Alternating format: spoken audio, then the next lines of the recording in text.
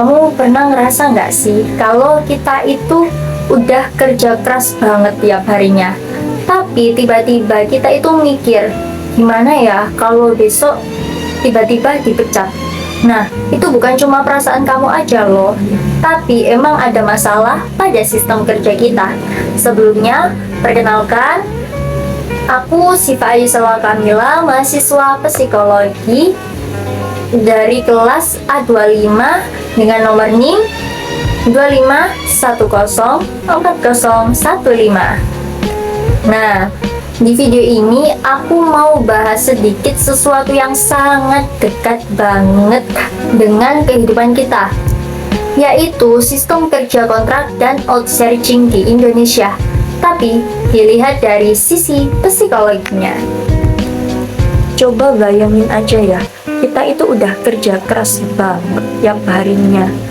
Nah, kita itu udah berangkat pagi, pulangnya malam, tapi status kita itu cuma dikontrak aja. Bahkan setiap tahunnya itu harus mikir, aku besok masih kerja nggak ya? Nah, kondisi kayak gini tuh emang bisa bikin stres, bahkan pada masalah kerja tiap harinya. Sebenarnya sistem kerja kontrak dan outsourcing ini dibuat supaya perusahaan itu lebih fleksibel. Tapi kalau dilihat-lihat dari tiap harinya, pasti banyak banget masalah, benar kan? Mulai dari ngerasa gak aman, habis itu sering dibeda-bedain, terus sampai ada ruang sedikit pada sistem kerja. Dan yang paling penting, kebijakan ini itu sering lupa sama kesehatan mental para pekerjanya.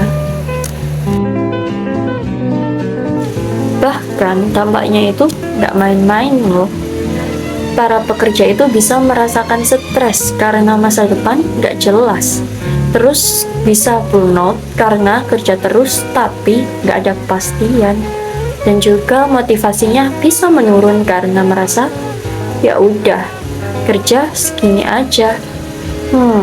Dan akhirnya produktivitas juga ikut turun. Jadi sebenarnya bukan cuma pekerja yang rugi, tapi perusahaan juga ikut rugi dong tentunya. Nah, dari perspektif psikologi industri dan organisasi itu ada beberapa solusi nih. Yang pertama itu kita bisa ngasih kompensasi yang adil, terus bikin sistem kerja yang lebih fleksibel. Jangan pernah bedain pekerja kontrak dan tetap ciptakan lingkungan kerja yang sehat, karena kalau karyawan bahagia kerja juga pasti lebih maksimal kan? Ada juga nih pendapat dari ahli yang bilang, organisasi yang baik itu bukan cuma yang produktif, tapi juga yang peduli sama kesejahteraan pekerjanya.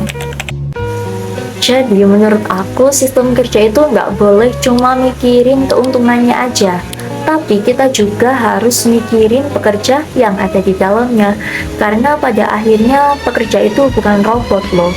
Menurut kalian gimana? Komen di bawah ya. Dan terima kasih udah nonton video aku sampai akhir.